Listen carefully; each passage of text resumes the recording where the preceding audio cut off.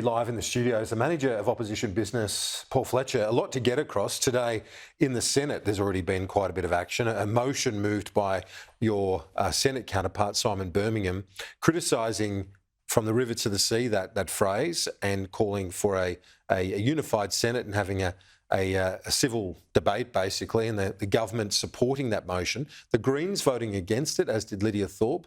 Senator Fatima Payman, who made some remarks and used that phrase that caused the discussion. She wasn't in the Senate. But do you welcome the fact that the leadership, Senator Wong, Gallagher, Farrell, all voted with the opposition on that?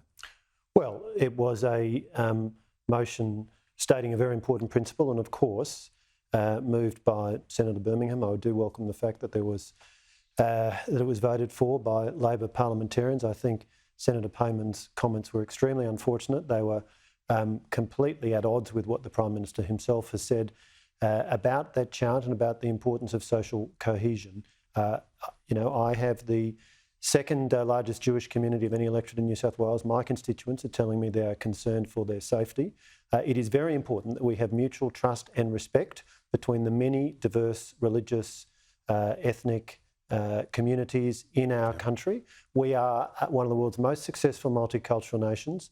I'm proud to represent an electorate with 4 synagogues, but also a mosque, the Hornsby Dawa Centre. I visited the mosque, I visited the synagogues, and what I want to see, I think what all fair-minded Australians want to see, is a strong commitment to maintaining mutual trust and tolerance and respect.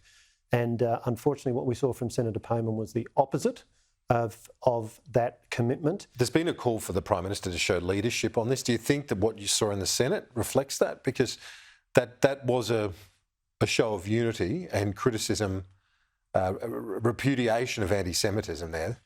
The Prime Minister does need to show leadership, and he needs to reflect carefully on what he needs to do to demonstrate that. We know that the Labor Party... His whole team voting with we know that opposition's not a bad start, surely. We know that the Labor Party has, very strong discipline.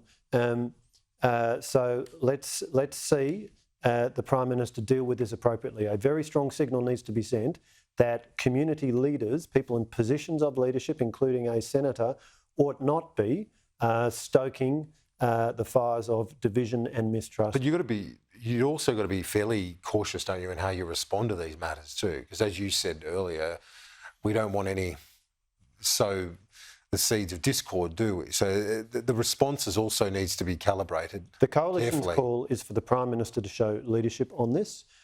He has all the resources of the Office of Prime Minister. He needs to determine what he needs to do, but we certainly do call on him to show leadership. This is a very important issue. On the budget Made in Australia plan, it looks like it's been welcomed by the Liberal Party in WA, but not the Liberal Party in Canberra. Why is that? Let's be clear. We support businesses investing in all kinds of areas, including hydrogen, critical minerals, and so many other areas. The best way to support business investment is to have lower taxes. We've seen taxes go up under this government, the tax take increase under this government. But what about the incentives for critical minerals? No, you're against those. The best way to support investment and get businesses investing is create the right business conditions. That means lower taxes. That means lower energy costs. Energy is a huge input into business activity, and we're seeing business after business around the country close because energy prices are out of control. And of course, it means a clearer, simpler, less costly industrial relations system. So Premier Cook says you're anti-WA. What do you say to that? Absolutely not true. But what we want to see is the right decisions being taken in the budget to support prosperity, to reduce inflation. The number one priority was to get inflation down.